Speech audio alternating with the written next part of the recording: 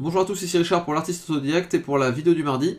Alors cette semaine, je vous accueille directement sur le site de l'artiste autodidacte, puisqu'au final, il va être au centre de pas mal d'attention prochainement.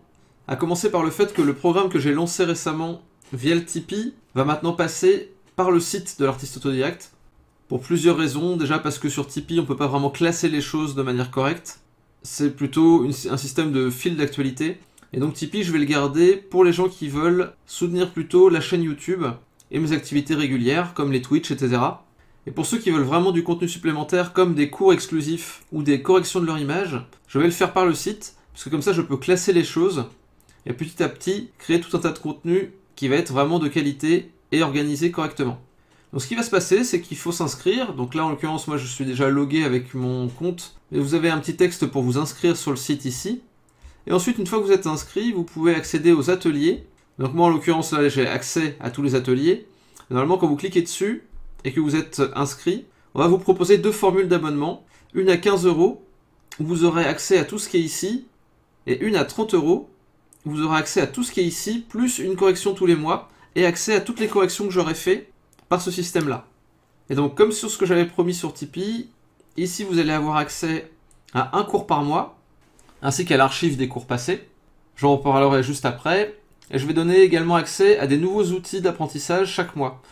Comme par exemple les archives Twitch, où à chaque fois je parle et je réponds aux questions. Ça vous donne aussi des streams Twitch que vous pouvez regarder ou écouter pendant que vous bossez.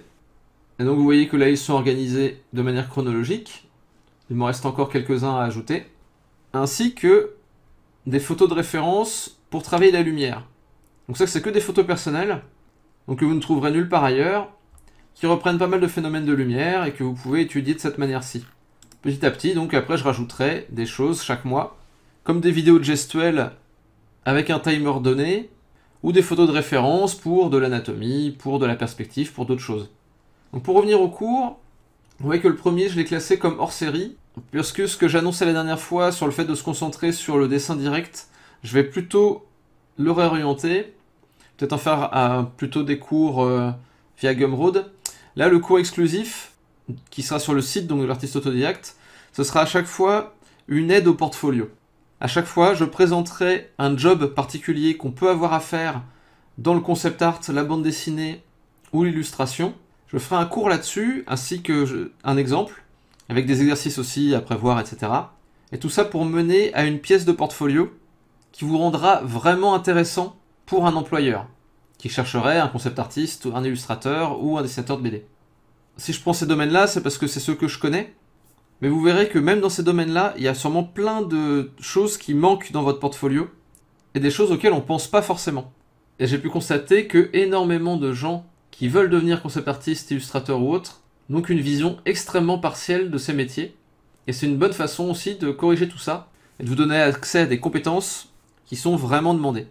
Donc voilà, donc si vous voulez participer à ça et faire les exercices en même temps que tout le monde, vous pouvez vous abonner dès maintenant sur le site de l'artiste autodidacte. Donc 15 € pour les cours et les outils d'apprentissage et 30 € pour les cours, les outils d'apprentissage et une correction exclusive par mois, qui peut être une correction d'une de vos images ou d'une série de vos images qui durera entre 20 et 30 minutes. Donc si vous me donnez une image, je vais faire rentrer assez en profondeur. Par contre, si vous me donnez une série d'images, je vais plutôt vous faire un retour général. Ça peut être aussi du retour sur portfolio pour vous dire ce que je garderai, ce que j'enlèverai, comment mettre en page, et qu'est-ce qu'il faudrait que vous rajoutiez dedans pour être plus attractif. Donc voilà pour les nouvelles qui concernent l'artiste autodidacte.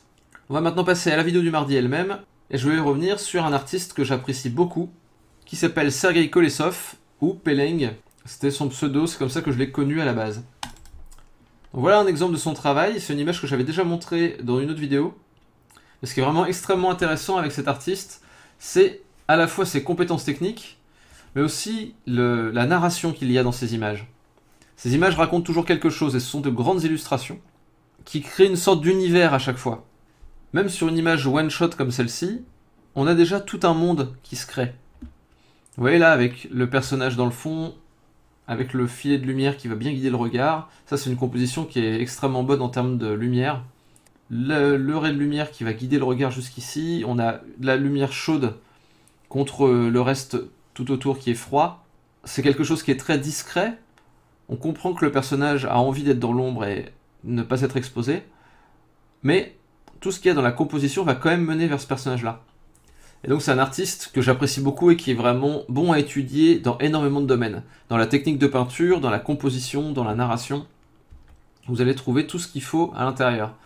Et ce que je trouve très intéressant, c'est qu'il y a un côté à la fois assez sombre dans son travail, mais avec souvent des petites touches humoristiques. Donc là en l'occurrence c'est pas forcément dans celle-ci que ça va s'illustrer le plus.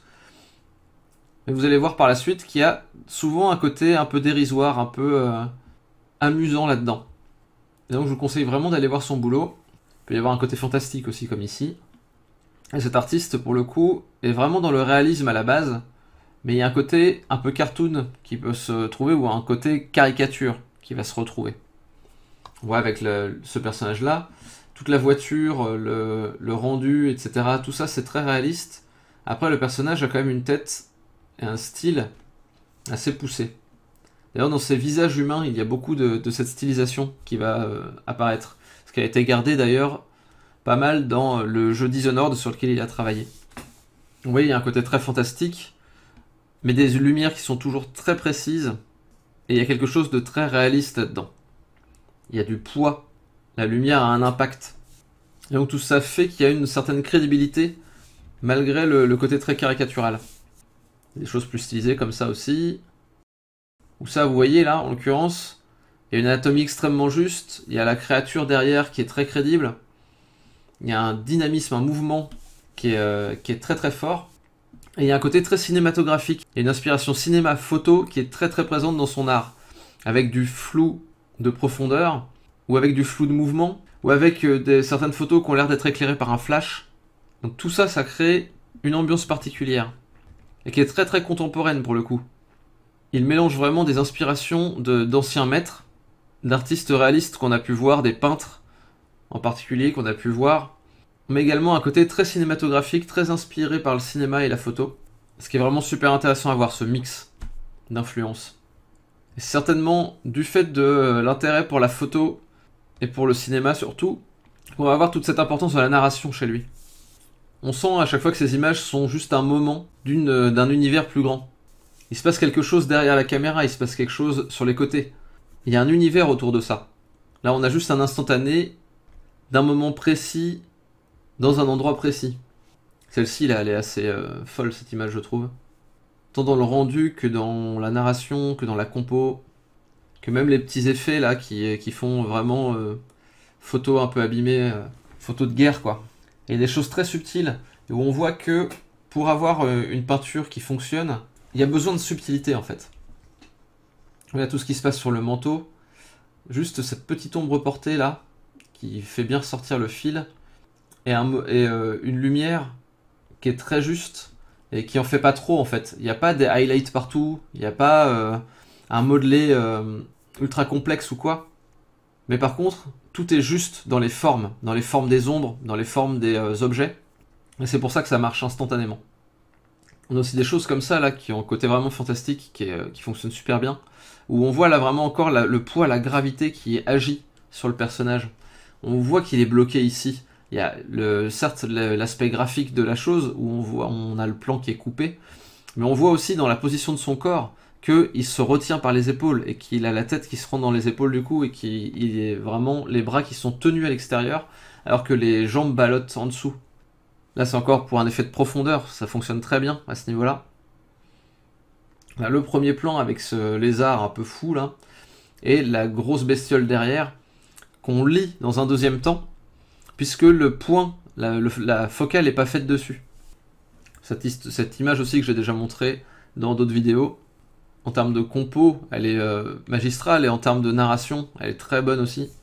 C'est drôle et terrible à la fois, et c'est quelque chose qu'on va retrouver assez souvent dans son œuvre. Des choses drôles et terribles à la fois.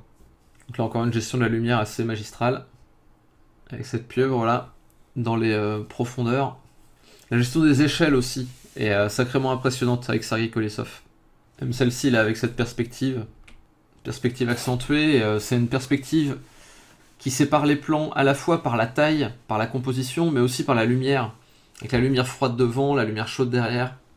Et on comprend dans un second temps que ça se passe sous l'eau avec cette forme de poisson là, qui est pas dans la focale, encore une fois, qu'on voit en seconde lecture.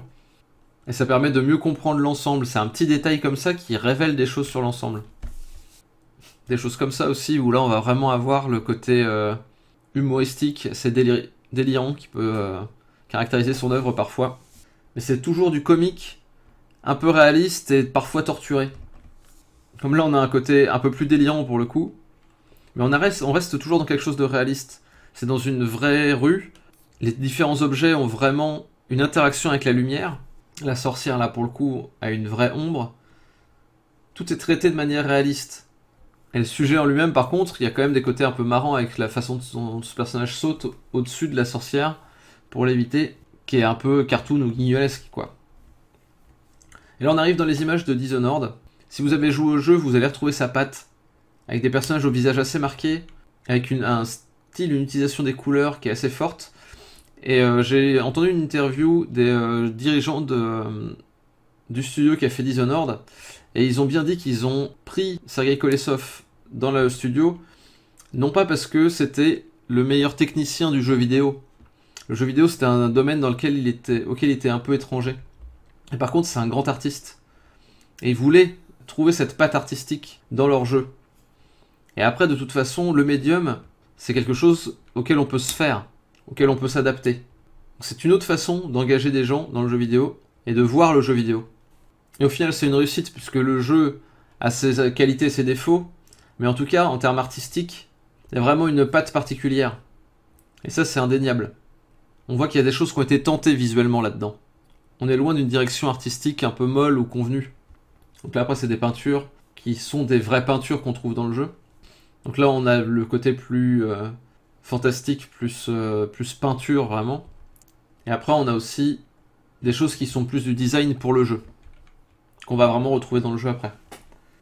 Donc voilà, je vous conseille vraiment d'aller voir le boulot de Sergei Kolesov, vous allez en prendre plein les yeux, et il y a beaucoup de choses à apprendre, je vous conseille d'étudier ses œuvres, vous en sortirez grandi, certainement. Donc voilà, merci à tous de m'avoir suivi, j'espère vous avoir fait découvrir cet artiste, ou si vous ne l'avez pas découvert dans cette vidéo, j'espère que vous en avez appris un peu plus sur son boulot, ou que vous le regarderez avec un œil un peu plus affûté. Donc on se retrouve prochainement pour la prochaine vidéo du mardi. Et n'oubliez pas d'aller voir sur le site internet de l'artiste autodidacte pour les cours exclusifs sur la construction de portfolio et pour les ressources qui peuvent vous aider pour votre apprentissage. Merci encore à tous, dessinez bien et à bientôt. Ciao ciao.